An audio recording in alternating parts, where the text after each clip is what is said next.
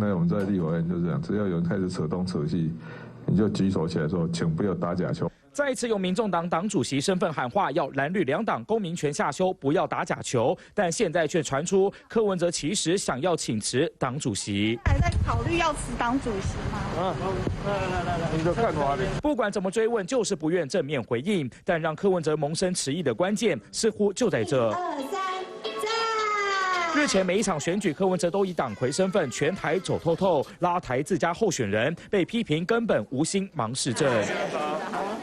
就连疫情期间站上火线的，也几乎是副市长黄珊珊，也被质疑怎么都看不到柯文哲。而这个无心市政的标签，似乎也成了柯文哲的痛处。你最近最有名的一个标签叫做无心市政。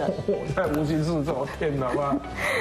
每天7点半工作到3更半夜，那无心市政。话说的满是委屈，毕竟就连平面周刊9月份公布的各县市施政满意度调查，柯文哲也垫底拿到21名，因此传出柯文哲打算在明年1月辞掉党魁，彻底回归市政。